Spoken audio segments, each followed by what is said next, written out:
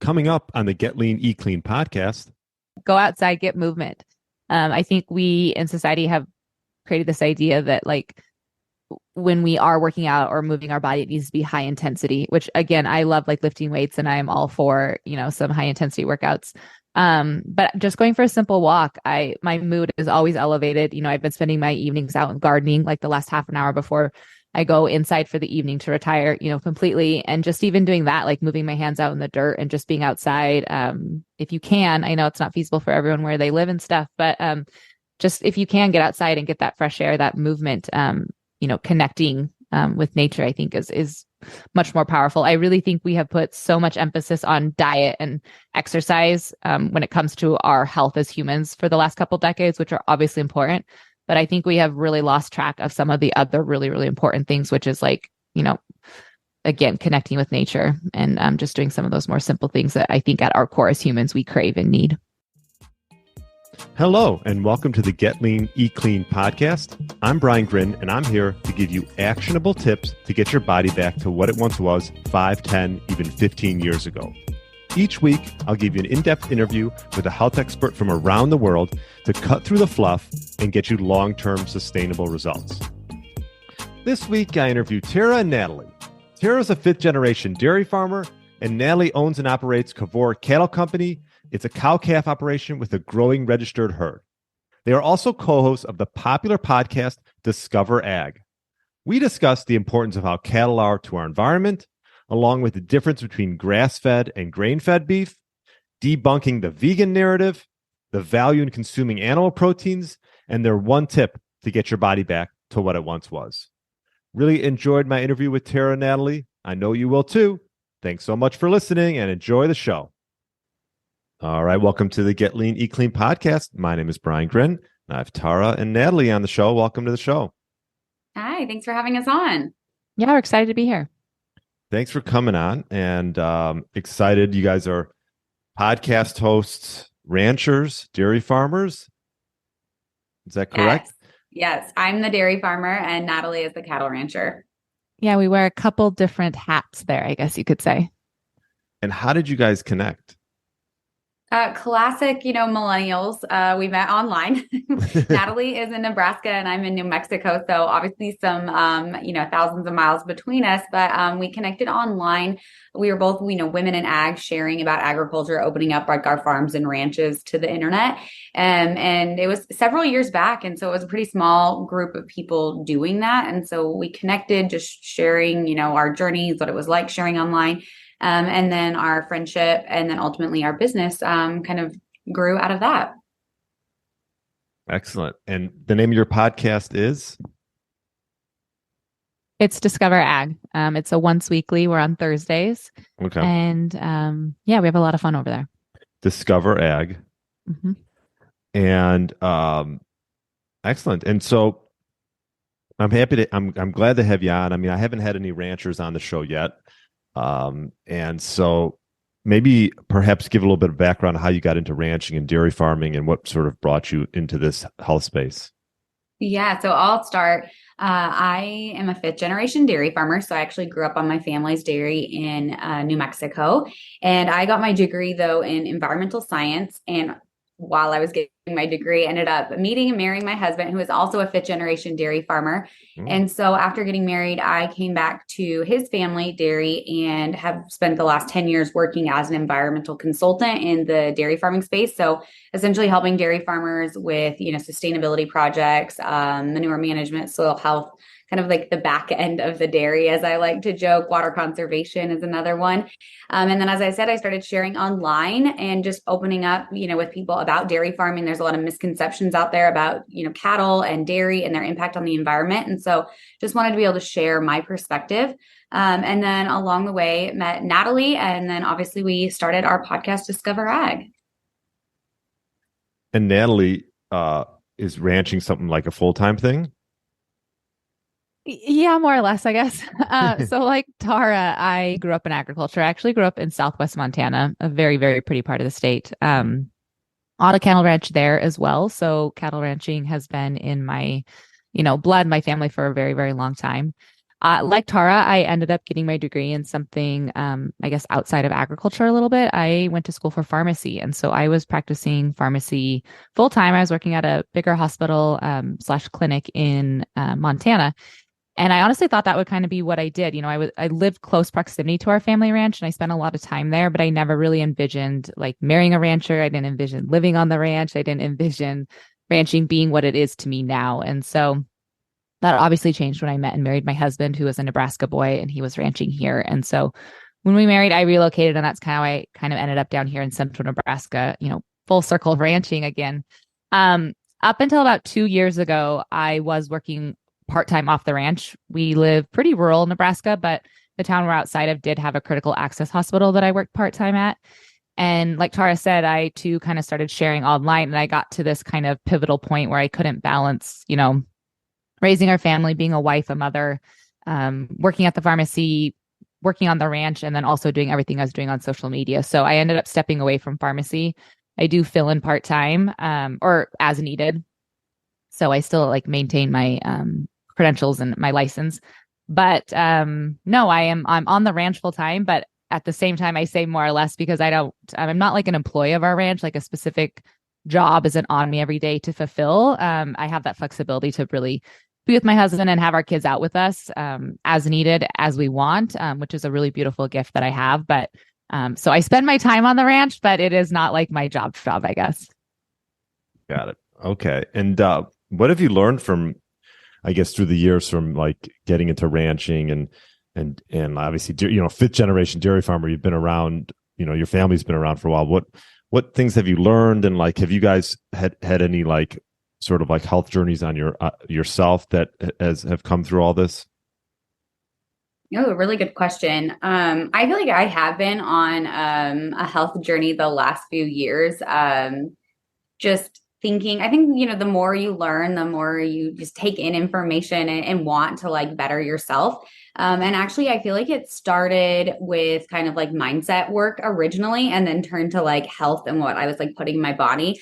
And one of the things that I have found over the last couple of years, which shouldn't come as a surprise, I guess, but it seems like I am a healthier, like whole person when I am consuming animal proteins primarily. And whenever I can just eat, I guess both Natalie and I believe in a really like whole foods approach to eating, like whether that be a steak or a potato or, just those really like whole foods at their core. And I'm not perfect at it, but it has been something I've been working on, like I said, over the last few years. What about you, Natalie? Any health journey or like things that you've learned through the years, just being, that close? Yeah. So I've always been really active. I played sports growing up, through high school, elementary when I was younger. And then I kind of maintained that like workout mentality really through my 20s, I would say. I worked out pretty heavily. I've always been into like weightlifting and running. And so I think that side of the spectrum has always been in place for me, and that I recognized it's, important and healthy for me. I think what I have actually learned most about being reconnected to like ranching and farming and this way of life essentially is how important being outside is for me, for my mental health. And I'm starting to notice that in a trend kind of in society right now. It's funny, I'll scroll social media and I'll see things that are like, get outside and ground for 20 minutes or, like expose your eyes to natural light in the morning, and like all of these like tips and tricks. And I mean, it sounds like harsh to say it, but I kind of chuckle because I'm like, that is just so built in and ingrained into the lifestyle that we naturally live when we're ranchers and farmers, that it's funny to think that there are people out there that have to like schedule that into their life, like be intentional about it. Like I just couldn't imagine not waking up and going out first thing to check all cattle, or, I read a quote the other day that like people spend 90% of their time inside. I'm like, I think I spend 90% of my time outside. And so just thinking about when I was back in that full-time pharmacy where I worked 4/10s. And so, 40 hours a week, Monday through Thursday, I was inside, indoors, in front of a computer screen, under the fluorescent lighting. And I really do think that I am a much healthier person now because of that time spent outdoors versus that time I used to spend indoors. Yeah. I mean, I can feel a difference. I'm in Chicago, and just getting outside for a little bit. I mean, I have 2 dogs and we're on walks all the time. So getting out, but Yeah, a lot of people, if you don't nowadays, if you're especially if you live in a city, like if you're not consciously trying to schedule these times to go outside, it doesn't really happen a lot of times. And you talk about grounding. I mean, I don't know. Sometimes people have to like find places to put their feet if they're in the city. You know, they don't have what you guys have being on a ranch. Let's talk a little bit about. I'm curious. There's a rhetoric out there regarding like that veganism and vegetarians. It's sort of better for the environment, and I'm just curious since you guys are right in the mix of it. Like, explain sort of. I know you're doing a whole debunking series on your podcast. I'm curious for you guys to debunk the fact that like there's that rhetoric and then also the fact that cows are bad for the environment per se. Yeah, I'm just curious to know your thoughts about that. There is so much to dive into here. There's, I don't know, like my brain is like trying to figure out where to start. But I think that really animal agriculture, specifically cattle, ruminant animals, plays such an important role in our food system that people don't realize. Like it's not as simple as like, oh, let's remove cattle and it will reduce emissions. There's actually a really great study that showed if we removed all animal protein, we would actually only reduce our carbon footprint by about 2.6%, which is not nothing, but that's also not, I don't think, the drop that people expect when they, see kind of these mainstream media things talking about, cattle and their impact on the environment. And really, there would be so many long-term like repercussions. So I'll talk on the kind of the dairy side, and then Natalie will definitely, I would assume, get into the soil health side and cattle's role there. But on the dairy side, one of the really great things about dairy cows is they consume a ton of what's called byproducts. And I kind of hate that word because I feel like it makes it sound like bad or not good, but there's a bunch of different byproducts from other, whether it be producing clothing like cotton or producing ethanol. We end up with byproducts, and cattle are able to consume those products and upcycle them into meat and milk. And if we didn't, ultimately those products would probably end up in a landfill, and it would have a much higher impact greenhouse gas emissions if we let it end up in a landfill. And then there's the manure side of things, which is obviously kind of my area of expertise, but we actually compost all of the manure from our farms. We collect it in the pens and the corrals the cows are in. And then that composted manure goes out to other farms to fertilize their fields. So it's just like when you incorporate cattle and ruminant animals, it's an entire system that really goes into play, that there's a lot of nuance and conversation that has to go into that people don't always think about or realize when they have that conversation around like cattle's impact on the environment.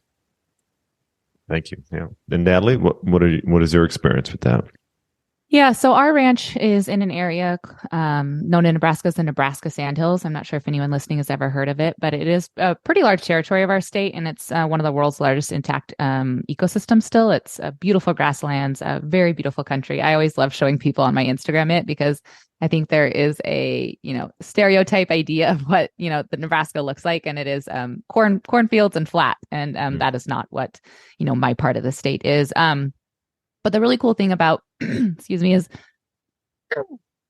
the really cool thing about the Nebraska Sandhills is that it is an excellent case study of how amazing ruminant animals can be out grazing and maintaining grasslands for us. The grasslands are, and the Nebraska Sandhills is, again, a niche example, are preserved through ruminant grazing. Yes, you can overgraze, but really that animal is so integral to being out there and maintaining soil health and maintaining the grasslands. There's actually 5 principles to soil health, and a grazing animal is the 5th principle. It's one of the things, as Tara said, it is like an integral part of maintaining these ecosystems. A grazing animal is going to do really good things for biodiversity. It's going to do really good things with its hooves. It's going to do really good things with its fertilization. I mean, there are so many different parts of the animal that basically work in concert with nature. That again, I don't think people realize what, there's just so much focus, I guess, on the negatives, the methane, essentially. All the focus is on methane and carbon, and none of the focus is on the really good things that animals do, that we'd have a really hard time replacing them if we took them out. Yeah. I mean, you're seeing like these fake meats. I'm sure you had Vinny on your podcast, Vinny Tortorich, right? Yeah. Yes. And I'm sure he had much to say about that. What did you learn from interviewing Vinny and his sort of debunking of the vegan narrative? Yeah, I feel like we brought him on to go over his documentary Beyond Impossible. And that's such a great documentary when he really comes out like swinging within the first 10 minutes of the movie, even really debunking a lot of the things. And I think one of the things that he points out that I loved and really appreciated is, I think a lot of times people have this idea of like being vegan as like, whole vegetables and like small farms, like local vegetables. And that's not the case. Like if you are, buying like an Impossible Burger, the number one ingredient is, if you look at the ingredient list, there's obviously soy and like large, huge agri-food systems, companies behind this. And so it's just not as it seems, like people, I think, like to put cattle as like, oh, that's, factory farming or industrial farming, when in reality, like a lot of ag is very industrialized, whether you're getting plants, like if you've ever seen potatoes harvested or lettuce harvested, there's a lot of mechanisms that go into place. And so I do really love that he kind of gets into that and kind of gets into like the business, the back end, the money side of food production for a lot of these plant-based, quote unquote, companies.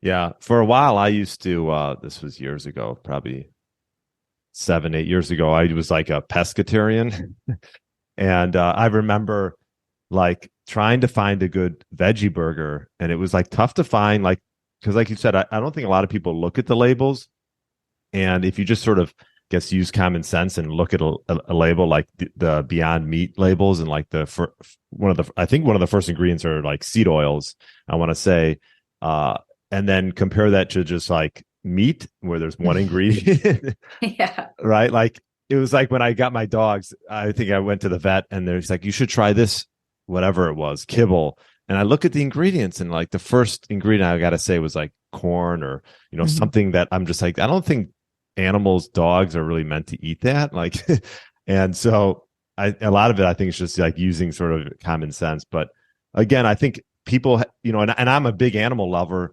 and I think it comes from people avoiding meat because they love animals. But does that really serve I don't know, does that really like serve a purpose? I mean, these animals are sort of meant for us to be eaten, I would say, and it's sort of part of the life cycle, and especially if it's done in a humane manner. What are your thoughts on that? Yeah, I have a couple things on that. I do understand where people are coming from a, wanting to care for animals viewpoint, I guess, that emotional, I guess, connection of choosing to not eat meat. Tara and I have talked about this a lot on Discover Ag. I do truly believe that animal welfare has never been better in the ranching and pharmacy industry right now. I am not naive to say enough, to go out there and say that like there are no bad apples. But I think every industry has that. And so I think it's just really important. And I wish people listening would take from us that if you do see something, negative when it comes to animal care in the ranching or pharmacy industry, it is going to be the minority by far. It is not, the average standard. Over 90% of agriculture is ranching and farming is family owned and operated. What bad? I didn't know. Yeah, it is. It's Okay. it's pretty. I think dairy is even higher. Dairy is 97% of all dairy in the United States is family owned and operated. And I think cattle ranch is like 94. I mean, you're talking really high numbers as far as family owned and operated. And I can use our ranch as a specific example. The average beef herd size in the US is only 43. So it's very small. I think it's much smaller than what people would imagine. And our ranch is much larger than that. We're well into the hundreds of animals, and it is just my husband and I and a couple employees. And people all the time when they're following along on my social media channels say, how can we support families like yours? Or how do we, I would love if I knew the whole beef industry was like yours. And my answer is it is. The beef industry is really, really segmented. It's something really different and unique about it than if you're looking at chicken or pork, which I feel like all animal protein kind of gets lumped together with how it's raised. And that's just not true. Those two systems are vertically integrated and the beef system is not. And so I want people to feel really, really good about, choosing red meat and getting those animal proteins in their diet, because it really is family farms that own it up until basically, I would say that the packaging, the harvesting, your big four, Cargill, like for sure, if you want to call that factory farming in the beef industry, I can get behind that. But, all the steps before that are going to be family owned. So how does it work? Does the smaller farms like yourself work with you said the big, like Cargill, the bigger names, meaning they supply them with the, the sort of the cows towards the end of their lives or no? Okay. So when I say vertically integrated for like chicken and pork, sorry, that would be where like a Tyson owns from beginning to end. Okay. And that is not how it is in the beef industry. So the beef industry it starts out on a ranch like ours. It's called a cow calf. And a family will raise basically we call it a pair. It's the mom and the baby together. And we'll raise them out at pasture until a certain age, weight. Usually it's weight. Which then another family would buy it from us. And so it changes ownership, it changes hands there. And they are going to raise it again to another weight. And then typically a feedlot would step in and buy it then again. So it is bought, ownership is changed again. Then the animal would spend, typically I'd say maybe like 6 months would be a good average number. It can obviously vary, but that's how long it would spend in a feedlot, which then a big four would then come and buy it from the feedlot. So it's actually ownership is never maintained in the beef industry. It's very, like I said, segmented. It changes hands, it changes ownerships. And I don't think people realize that. I think 2/3 is the number put out there of how much whether the animal's grass finished or grain finished, the animal spends about 2/3 of its life on pasture because it really is those few last months that it is finished in a feedlot before it goes to packing. Interesting. So would you say, you talk about grass-fed, you got grass-fed, grass-finished, right? And you have grass-fed, grain-finished. Yeah. Yeah. And then you have would you say that like majority of cows start out grass-fed for a decent amount of their lives? And then, so like if you go to like Whole Foods and it says grass-fed compared to just traditional, what's the difference then if they're both, yeah. Yep. So you're kind of getting into food labels, which is something we love to talk about on Discover Ag. Well, because I'm curious for my own good too. But yes, yeah, right. Yes. And food labels, we always joke like we can't live with them and we can't live without them. Like food labels, I think started with really good intentions and they have just kind of lost their way, I think, and really become like a marketing ploy than, an actual tool for consumers to make an informed decision. Grass fed, if you see that on a label, I'm actually pretty sure that could still be grain finished because that could refer to that the animal is still getting just grass in its diet. If you truly want like an animal that has only had grass for its diet, you need to look for the grass finished label. That's the important part of it.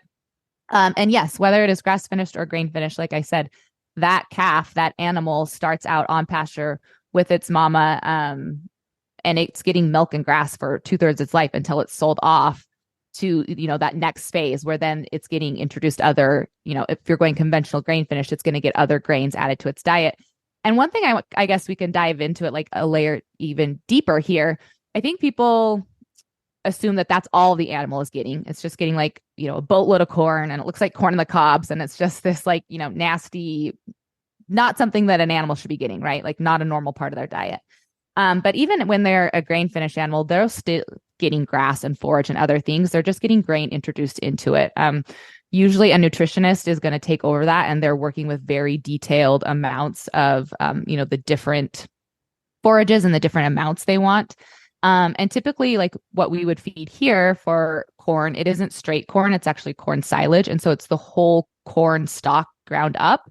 And I've showed pictures of it before, and Tara always describes it kind of like a Southwestern salad. Like you have the stalk, you have the leaves. So it's a lot of green and then corn kernels mixed in. So that is one thing too, that even if you're getting a grain finished, animal, that's what you're buying at the store. It's not like that's all they ever consumed. They got grass out of pasture with mama's milk for 2/3, and then they got, other forages in addition to the corn at the end of their life. Got it. And then, so really, and I've heard this, maybe discuss the differences between like the digestive systems of like a cow versus like a chicken and pork, and how that can play a role in how they, digest their foods and what comes from what sort of the byproduct of that. No, you just touched on one of Natalie's favorite topics. The ruminant animal. Go ahead, Natalie. Well, this is when I wish I could like phone a friend and have my husband speak, because he actually got his master's in animal ruminant nutrition. And so he is kind of like, you know, knows it all when it comes to the anatomy of a cow. And I definitely do not. I could work on the human anatomy side much more better than I can on the animal side. But yeah, one of the unique things about ruminants, or which, you know, cattle are, same thing as deer, you know, elk, sheep, those are all going to be goats. Those are all ruminant animals. They have 4 compartments. And so versus, you know, chicken, pork, those are monogastric. And so those only have 1. So there is a complete different process when it comes to cattle and how they consume food. It's why they can, what we call upcycle. It's why they can take, you know, cellulose and grass and all these inedible things that we cannot consume as humans, and they can take them and then upcycle them and turn them into that protein. That's going to be very different again than like what a pig or a chicken can do, just because of the way they're a monogastric system set up. So I can't get into like the science and layer deeper than that, but it is 2 very different systems. And that's why, you know, cows, again, going back to this, you know, promotion of, you know, getting rid of animals, it's like, there's a lot of things. I think there's a statistic out there that says that 86% of an animal's or a cow's diet is inedible by humans. So they're doing a lot when it comes to consuming things that we would not be able to. You know, they're really adding to the food chain, I like to say, because they're taking things that we would never be able to eat and then turning into something that we can eat. Yeah. And fun fact about the ruminant animal that's really cool is that ruminant animals can take 60 grams of incomplete protein and upcycle it into 100 grams of complete protein because of the bacteria in their gut, in their, you know, the ruminant cycle in their stomachs. And so it's really cool. They like are actually making protein, which is unique to only the ruminant animals. There's not any other species or plant or anything on the planet that takes incomplete protein and turns it into complete protein. Would you say that, you know, we talked about labels and going to the store. I get a lot of my meat from Force of Nature. And if you're familiar with Force of Nature, they just do a good job. And then US Wellness Meats. Maybe I'll start buying from you guys. I don't know if you're selling meat, but you're paying a premium for grass-fed, grass-finished versus let's just say traditional meat that you would just buy at the store. You could go to Jewel Osco or whatever. I don't know if you probably don't have Jewel Oscos in your area, but what do you have? Whatever. We have Albertsons and Walmart in our neck of the woods. Okay. Yeah. So let's just say you go buy conventional meat at Walmart versus, you know, paying a premium and getting grass-fed, grass-finished at Force of Nature. Do you think it's worth it? Personally, I do not choose to buy it. But I think before we get into that, even one thing that Natalie and I believe in strongly is food choice and people choosing whichever food meets like what they want. Like if being grass-fed, grass-finished is important to you and you want to pay that premium and you want to, you know, work directly with a rancher, I think that's an amazing option. And you should absolutely like, you know, pursue that, find a rancher to work with, to buy from. That for me is not like crucial. We actually harvest our own dairy cow. So I'm not even getting beef cow. I'm getting a dairy cow meat and I love it. I think it tastes great. I love the cuts I'm getting. And it's conventional finished, grain finished there on the dairy. So that is the choice that I make. And if I was buying in the grocery store, I would buy regular beef as well. I think that there are, you know, really, there are some differences like nutritionally, but it is very minimal. You know, overall, the quality of protein you're getting from a steak is going to be, you know, superior to almost any other protein that is out there, whether it's conventional or organic or grass-fed or grass-finished and all of those other labels. And so again, I think it comes down to what's important to you and what you're looking for out of that, you know, piece of steak. I'll add some thoughts to this because I have quite a few. So if I ramble, I'm sorry, listeners. I really think it comes down to your values, and that's obviously going to vary where you live, your income, things that are important to you, you know, all of those things. Are you prioritizing certain things in your life, money, health, you know, all of those play a choice into what you are going to choose, whether it's grocery store or direct to consumer. I think the big difference is for me when it comes to buying at the grocery store versus buying, you know, direct to consumer. One is going to be if you feel really strongly about supporting American farmers and ranchers, it's probably best to buy direct to consumer. Right now, we have some weird stuff going on with labeling in the US that, product of the US on your meat label does not necessarily mean it was a US animal. So unfortunately for consumers, it can get kind of confusing. So if you feel strongly about, eating local meat or meat that was born in the USA, it's going to be best to go direct to consumer. When you say direct, I'm especially, sorry, when you say direct consumer, meaning companies like U.S. Wellness yes, Meats or Force yes, of Nature, or exactly. or just your market, local market. Farmers market, Yep. exactly. Farmers market, So, direct to consumer is kind of that broad term for all of those companies that are kind of like shipping directly to you. We're ordering, from the rancher and kind of bypassing the grocery store. I also add that that's really important if you are a person that's choosing the grass finished, because over 90% of grass-fed products in the US are imported, right? Yeah, a majority of our grass-finished beef is imported typically from New Zealand. So again, if you're choosing, you want that grass-finished product, and you don't want to have one of those imported animals, it's going to be best choice to try and source that locally from a direct-to-consumer.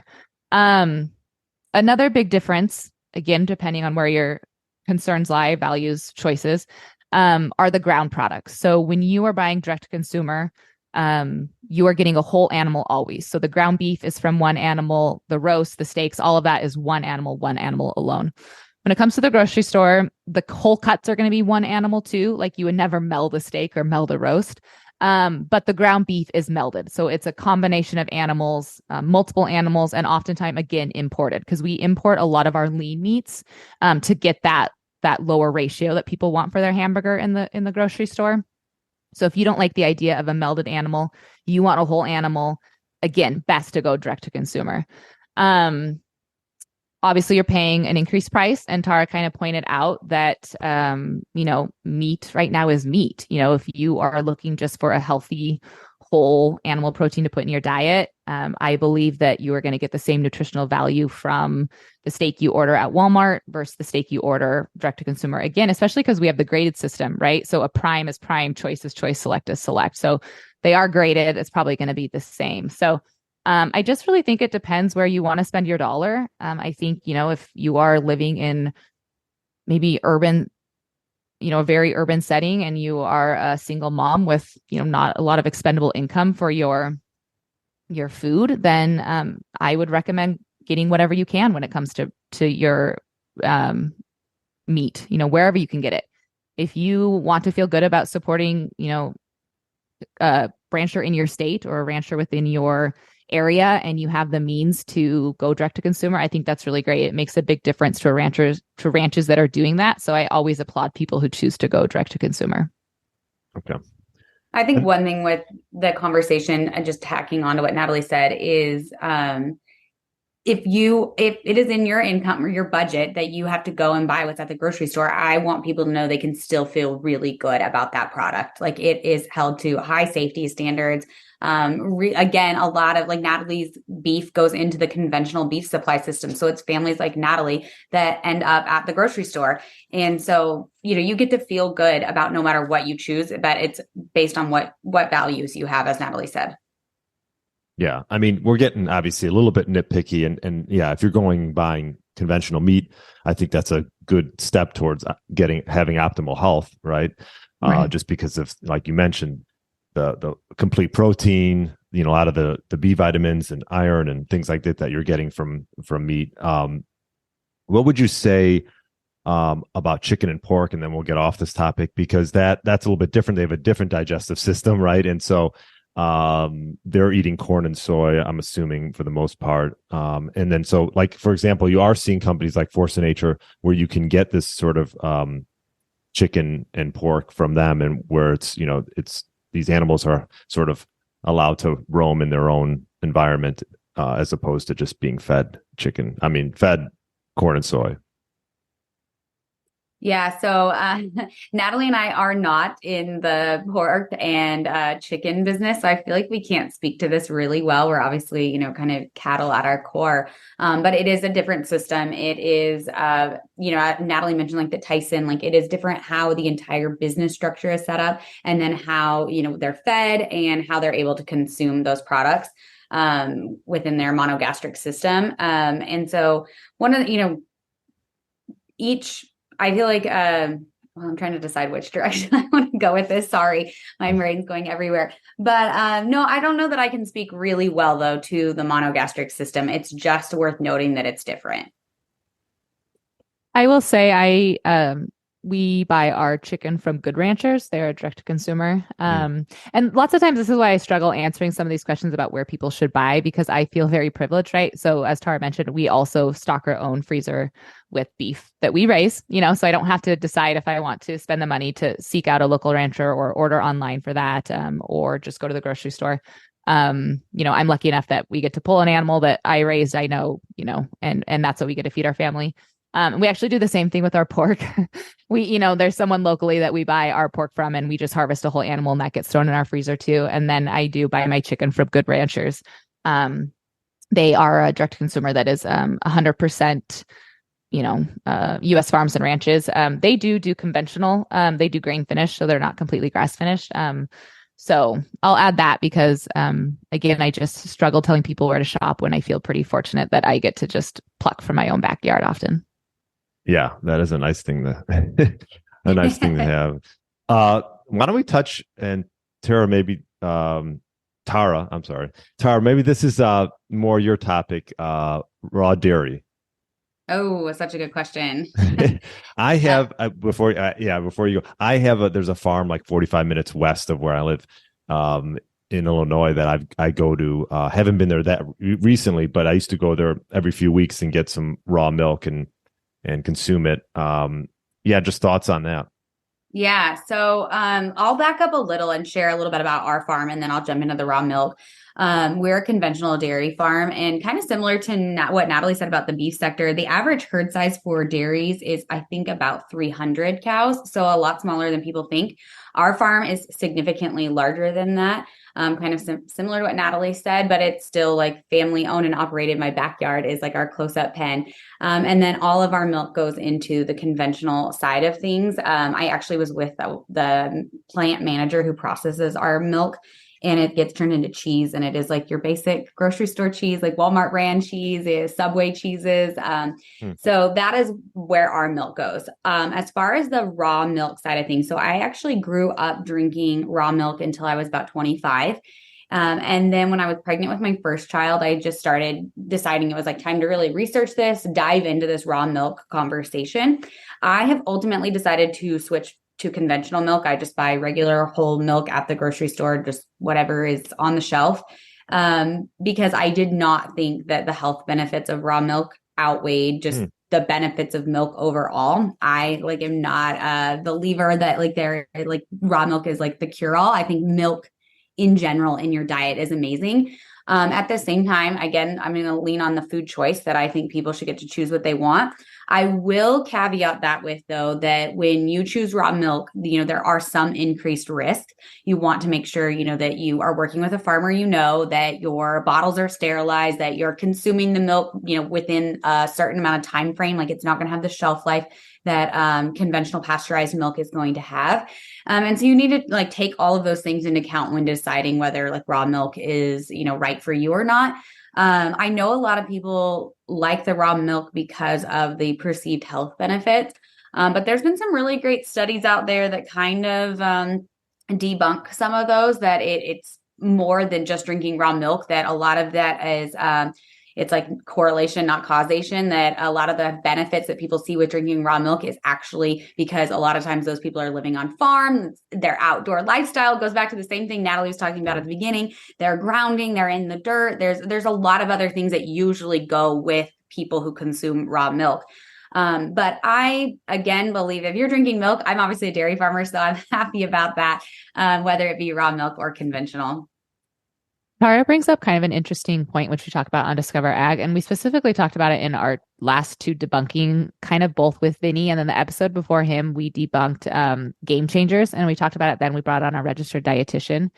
And one of the really, really hard things that comes to food studies is that it is often causation or correlation, not causation. It's really hard to specify out that, raw milk did this or meat did this, or, this one item. And oftentimes they are kind of comparing skewed examples, right? So, for example, in Game Changers, we talked about how they were taking Olympic, vegan diets, and comparing that to like almost the standard American diet, which we know the standard American diet is not like the epitome of health, right? And so it's kind of unfair from that standpoint. And then again, you're not factoring in like the supplements, the yoga, the overall lifestyle, and just all those other compounding things that are really, really hard to remove when you do diet and food studies. And so it's kind of hard, I think, to lean on these food studies, essentially, whether you're going pro or con on either side, just because it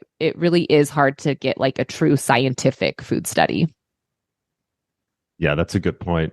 It's so nuanced, and depending on the individual's lifestyle, there's a lot of other factors that go into it rather than just, one thing or the other. What would you say some of the biggest advantages of, animal proteins versus, let's just say vegetable proteins and things like that, like first, the nutrition and the sustainability of it? Yeah, I mean, I think on the animal protein side, animal protein is just like a powerhouse protein, and it's beyond protein. We all love to talk about protein, but there's so many micronutrients and other things. I was doing reading some studies this morning actually about milk consumption, like in children. And so just using kids as an example, like if you can get them to, drink a glass of milk or eat a pretty small piece of steak, you're getting a lot of nutrients into that kid versus, maybe a vegetable they're not crazy about and that they have to consume large quantities of is not always like realistic. And so I personally love, animal protein because of the convenience and ease. Like when we had the registered dietitian on our podcast, when we were debunking Game Changers, that was one thing she said. You can get everything from a vegan diet, but you have to be much more conscientious about what you're eating, making sure you're eating a variety of foods, that you're making sure you're getting your supplements. Whereas animal protein can really like check a lot of boxes very easily and also be giving you like optimal bioavailable protein. And so those are some of the things I love about, choosing animal proteins. Natalie? Yeah, and they just taste really good too. Yeah. Who doesn't love a steak? I will say this. When I went from pescatarian and then I started introducing meat into my diet more, like my body changed. Like because I've always been active and I lifted, but like I just started to grow like in good growth. Yeah. And noticed the difference. And yeah, that was years ago. But yeah, it'd be interesting. I've, obviously growing up on a ranch, I feel like for my entire life, I have built my plate around the protein for the meal, whether it's breakfast, lunch, or dinner. It's usually an animal protein on my plate, and then everything else kind of fills in around it. So I don't have that, I guess, change in what my body is like or how I feel without animal proteins. And I'm sure it would be really drastic, essentially for how long I have consumed animal proteins. And yeah, I can't imagine not having them. I feel like they're the easiest thing to go to. You throw a steak on the grill, you throw a burger on the grill, it's just, for me, it's just a really easy, like Tara said, it's a really easy way to get all the macro and micronutrients that you need. Yeah, and it's interesting because I think there's a little bit, at least from where I'm at, where like women are like, the meat is more like for men sort of thing, and it's ironic that I'm having you two on and that I have other two women coming on down the road here that sort of have the same viewpoint around meat. Like I even try to get my sister to eat more meat. And I think it's like this thing that, at least in the area where I'm at, where like women eat like chicken and fish. They're like something about a steak. I'm like, I don't really get why, but it's just I do think it is really interesting. There's that narrative, and it even came up.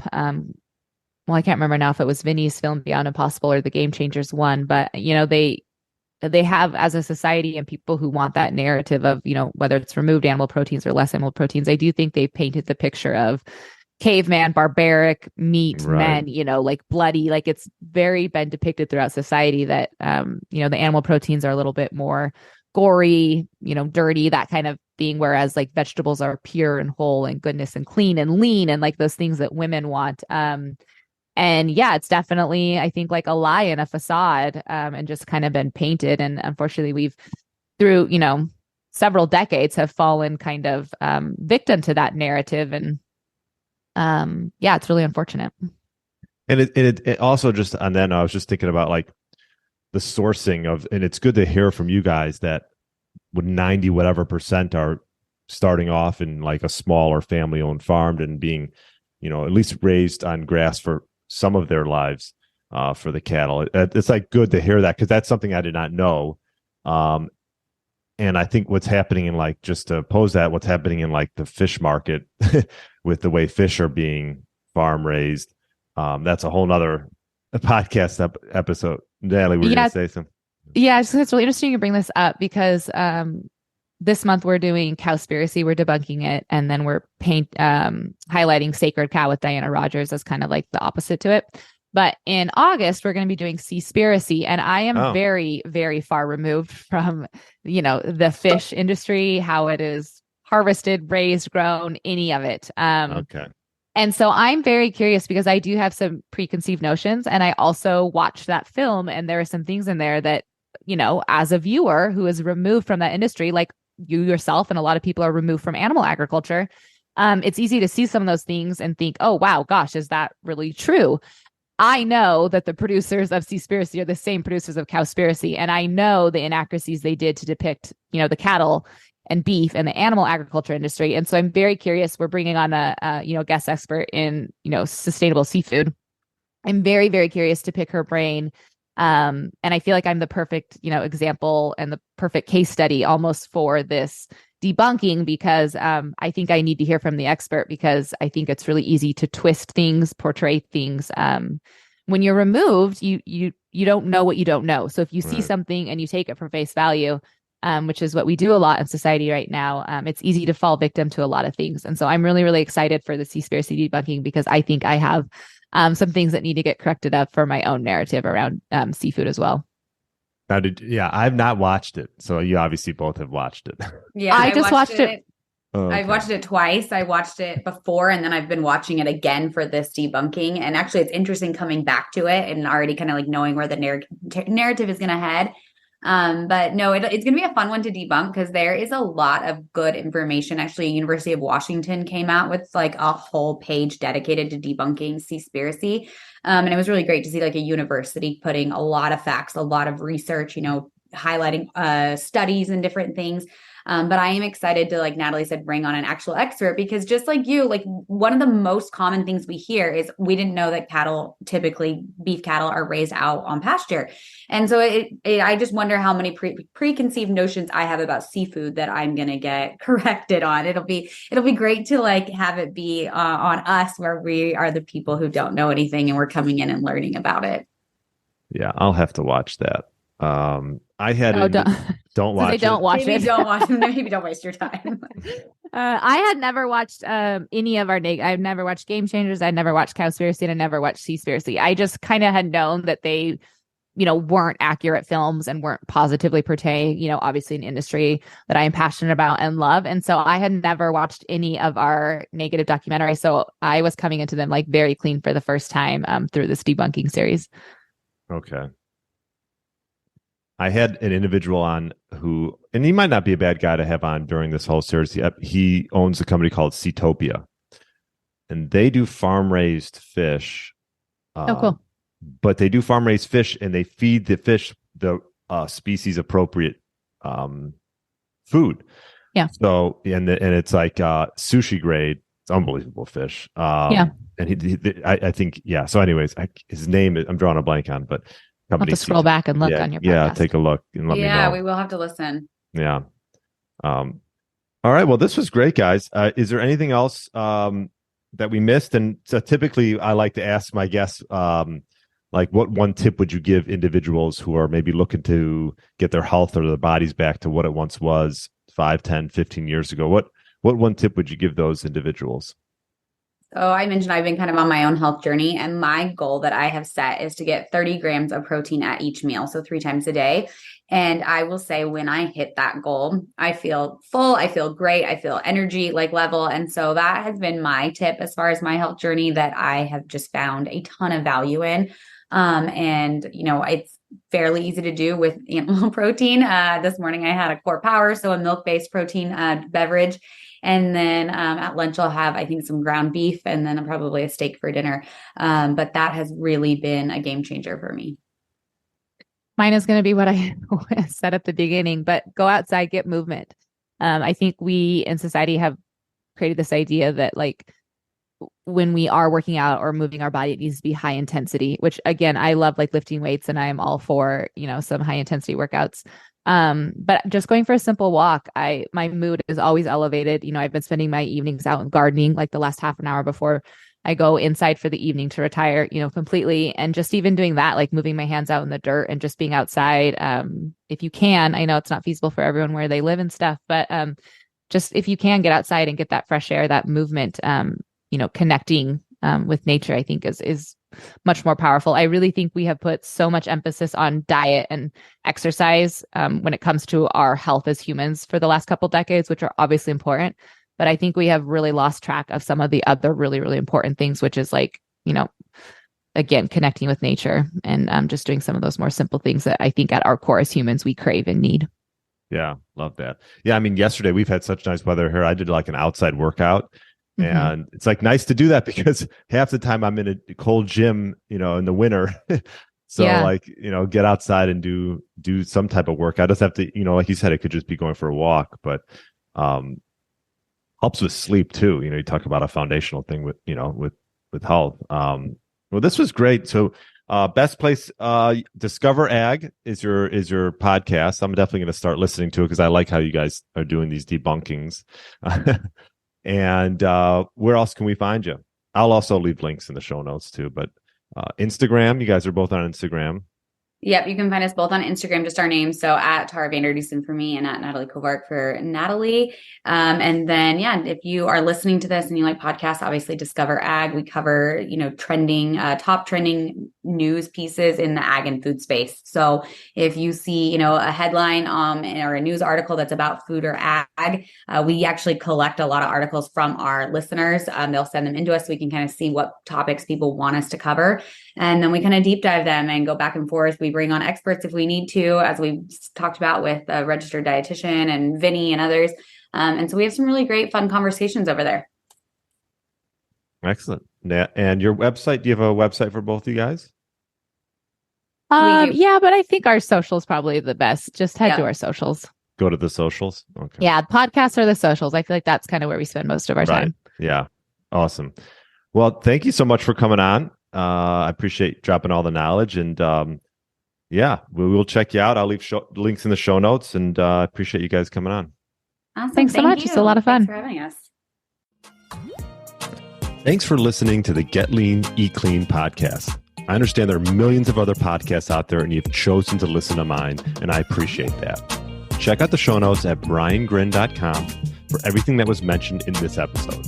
Feel free to subscribe to the podcast and share it with a friend or family member that's looking to get their body back to what it once was. Thanks again, and have a great day.